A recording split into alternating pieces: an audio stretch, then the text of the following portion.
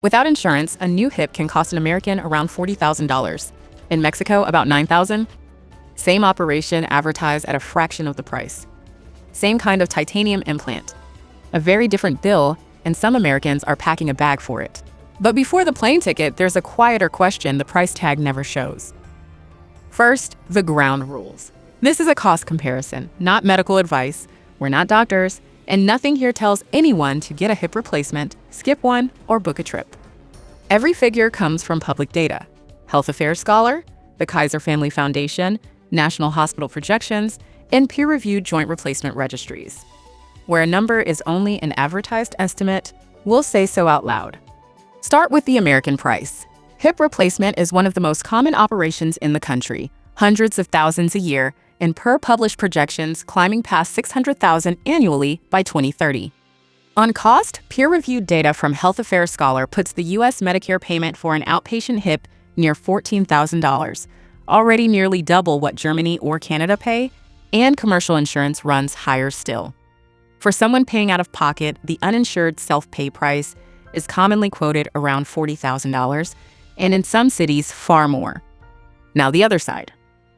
Hospitals in Mexico advertise all-in hip replacement packages reportedly from about $9,000 to $15,000.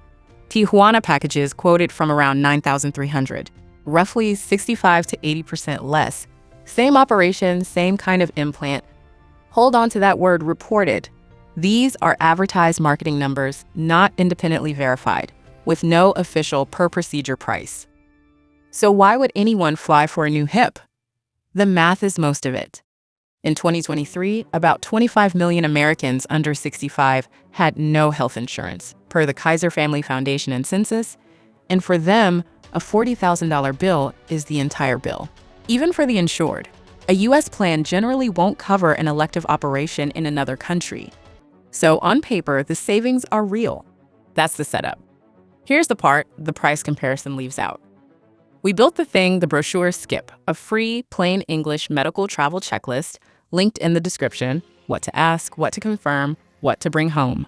And keep one question in mind, because with this operation, it's the important one, not where to get a hip replacement, but who takes care of it after. Here's what the published evidence reports, and on this one, it's genuinely good news. Total hip replacement is one of the most successful operations in all of medicine. Across peer-reviewed reviews, around 90% of patients are satisfied, actually a notch higher than knee replacement.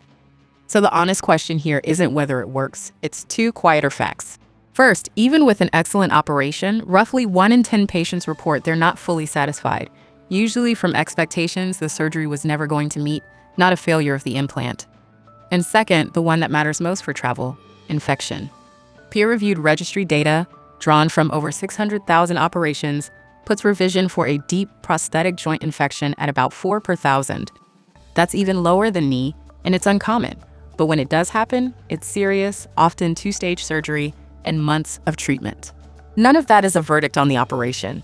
It's one of the best we have. It's simply what the studies report about the small share of cases that go sideways. That reframes the trip. The operation itself is highly successful, but if you're part of that small share who gets an infection or needs a revision, the question stops being the sticker price. It becomes who handles it and where. A U.S. surgeon is often reluctant to take over a hip with an implant placed abroad, partly because the implant in its records may not be tracked the way a domestic registry would. A U.S. insurer generally won't pay for care tied to an elective operation performed overseas. And recovery from a hip replacement isn't one appointment. It's weeks of physical therapy and monitoring. So an honest accounting includes the second bill, the return flights, the local rehab, the imaging, the time, and the what-if of a complication thousands of miles from where it was done. The reported savings are real, so is the chance that more of the cost shows up later. So here's the picture, both sides on the table. The savings are real. A hip replacement is one of the most common operations in America. Millions of people are uninsured, and wanting to avoid a $40,000 bill isn't reckless. And the operation itself is genuinely excellent wherever it's done well, even more reliable than the knee. But the risks are real too, and they're a particular kind. This is major surgery, the small chance of infection is serious, and follow-up and revision are harder to manage across a border. The honest move isn't a yes or a no. It's to know exactly what you're buying before you book, who's accountable if something goes wrong, who tracks the implant, and what a second bill might be. That's a conversation for you and a licensed surgeon, not a price tag. If a no-hype breakdown like this is useful, subscribe.